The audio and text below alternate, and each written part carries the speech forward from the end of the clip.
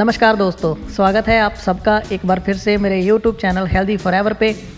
आज हम जिस टॉपिक के ऊपर चर्चा करेंगे वो है एक भयानक बीमारी थायराइड। और देखा गया है कि ज़्यादातर केसेस में ये बीमारी की शिकार महिलाएं ही होती हैं, पुरुषों को ये बहुत कम परेशान करती है। इस वीडियो में हम चर्चा करेंगे ये होता क्यों है, लक्षण क्या होते हैं और किन किन तरीकों को अपना के इनसे बचा जा सकता है और कौन से विटामिन एंड सप्लीमेंट्स इसमें फ़ायदेमंद हो सकते हैं। तो अगर आप भी इसके बारे में जानकारी चाहते हैं तो आप इसे ज़रूर देखिए और इस वीडियो को उन लोगों तक शेयर करना मत भूलिएगा जिनके लिए ये फ़ायदेमंद हो सकती है। तो आइए दोस्तों, बिना देरी किए हम शुरू करते हैं। थायराइड दरअसल दो प्रकार के होते हैं, जिसमें से एक है हाइपरथायराइडिज्म। ये वह दशा है जिसमें थायराइड ग्रंथियां ज़रूरत से अधिक थायराइड हार्मोन छोड़ने लगती हैं, मेटाबॉलिज्म तेज हो जाता है और व्यक्ति को असामान्य रूप से भूख महसूस होती है। वज़न ज़्यादातर केसेस में बहुत कम हो जाता है, मांसपेशियां जो होती हैं वो भी कमज़ोर हो जाती है और देखा गया है कि जो दिल की धड़कन होती है वो असामान्य रूप से बढ़ जाती है। इस दशा से ग्रस्त लोगों के लिए गर्मी बर्दाश्त करना मुश्किल हो जाता है, उन्हें बहुत ज़्यादा पसीना आता है। इस गड़बड़ी से साफ नज़र आने वाले लक्षण हैं कि इनके शिकार लोगों की आंखें ज़्यादातर केसेस में बाहर निकल आती हैं और हाथ पैर कांपने भी लग सकते हैं। दूसरा इसका लक्षण है ठीक से नींद ना आना। इनसे ग्रस्त लोगों को अच्छी तरह से नींद नहीं आती। महिलाओं के जो मेंस्ट्रुअल साइकिल होता है उसकी अवधि कम हो जाती है और अक्सर मेंस्ट्रुअल कई बार होता भी नहीं है, जहाँ बहुत कम होता है, जहाँ कई बार मेंस्ट्रुअल आता ही नहीं है। ऐसा इसलिए होता है कि ऑटोइम्यून सिस्टम हमारा जो होता है उसमें एक गड़बड़ी पैदा हो जाने की वजह से, जिनसे प्रतिरोधी प्रणाली यानी कि इम्यून सिस्टम थायराइड ग्रंथियों पर हमला करने लगती है। ये दशा अन्य कारणों से भी उत्पन्न हो सकती है, जैसे कि कुछ केसेस में अगर जेनेटिक प्रॉब्लम है, जीन संबंधी दोष हो सकते हैं, हार्मोन्स में गड़बड़ी हो सकती है, किसी तरह की अगर सर्जरी करवाई है उसका भी ये दुष्परिणाम हो सकता है, रेडिएशन की तरफ से भी हो सकती है, जहाँ बहुत सारी दवाओं का सेवन करने से भी ये परेशानी हो सकती है। दूसरे प्रकार का थायराइड होता है हाइपोथायरॉयडिज्म। हाइपोथायराइडिज्म ये दशा है जिसमें थायराइड की सक्रियता कम हो जाती है।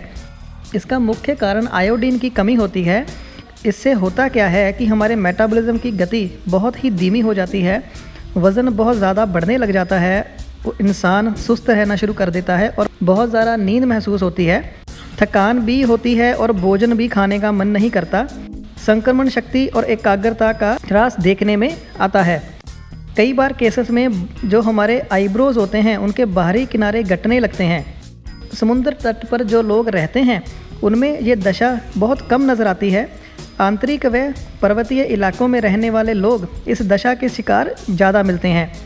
पुरुषों की बनिस्बत महिलाएं कहीं अधिक इसकी शिकार होती हैं।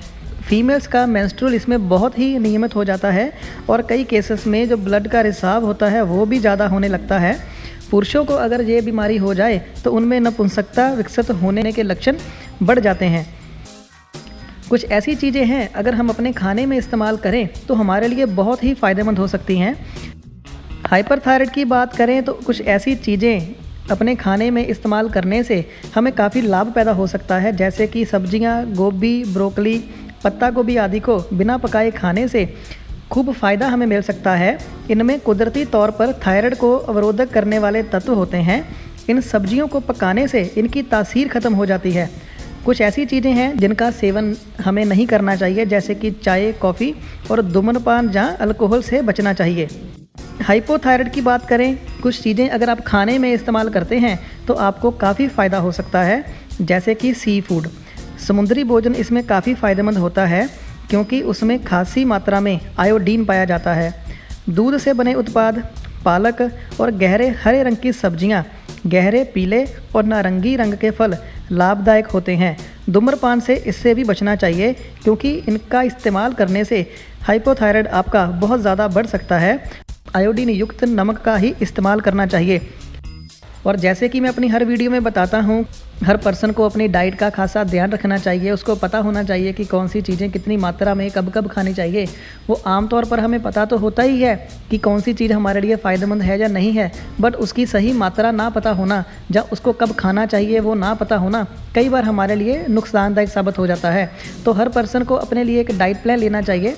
वैसे भी हम अपने कस्टमर्स के लिए बहुत ही कम प्राइस पर डाइट प्लान दे रहे हैं। जो डाइट प्लान अगर आपको मार्केट में लेने जाएंगे तो 1500 से 2000 लोग चार्ज करते हैं, तो हम सिर्फ डिस्काउंटेड प्राइस पर दे सकते हैं। आप वो लेने के लिए भी कांटेक्ट कर सकते हैं। बात अगर हम करें कुछ ऐसे विटामिन्स की जिनके ऊपर रिसर्च हो चुकी है और ये पाया गया है कि ये फ़ायदेमंद हो सकते हैं थायराइड्स में, तो वो इस प्रकार हैं। सबसे पहले अगर मैं बात करूं तो विटामिन सी पाया गया है कि ये थायराइड के पेशेंट्स के लिए बहुत ही फ़ायदेमंद हो सकता है। रिसर्च में पता चला कि पेशेंट्स जिनको हाइपोथायराइडिज्म होता है, vitamin C improves the abnormality in serum free T4 T3 and TSH concentration.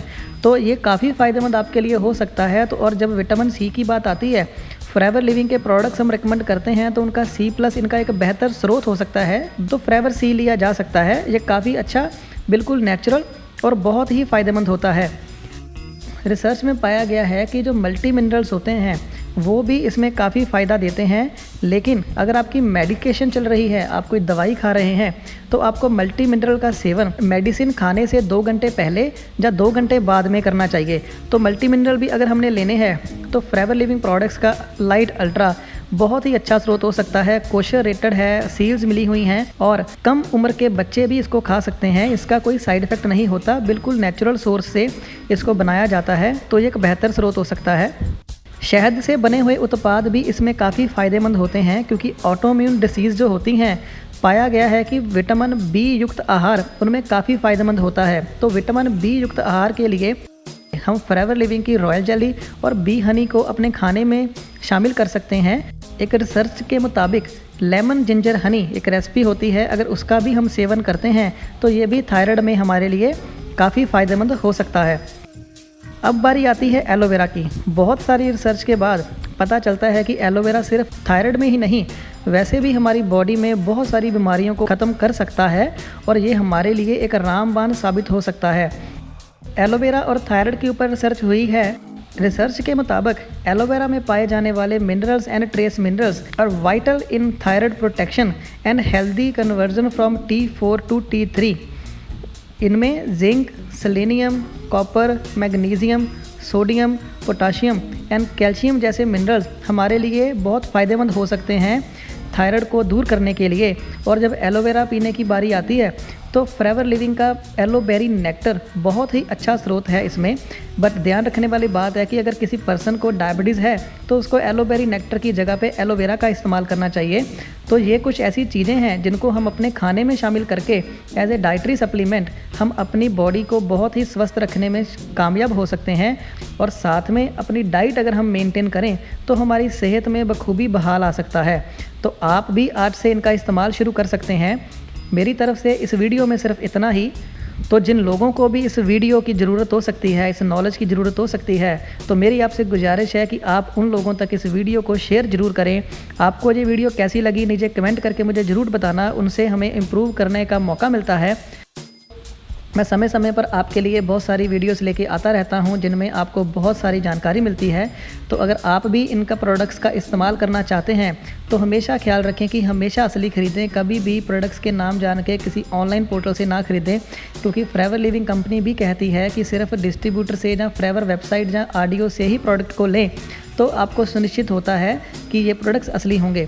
तो हमेशा असली ख़रीदें, डिस्ट्रीब्यूटर से लें और हमेशा ध्यान रखें कि जिस पर्सन से आप प्रोडक्ट ले रहे हैं प्रॉपर जानकारी के साथ ही प्रोडक्ट लें, क्योंकि ये सवाल आपकी ज़िंदगी का है। तो मेरी तरफ से आज की वीडियो में सिर्फ इतना ही। इस वीडियो को शेयर करके लोगों तक ज़रूर पहुँचाएँ। अच्छा खाइए, अच्छा पहनिए, अपना जीवन बड़ी खुशी से बिताइए। धन्यवाद।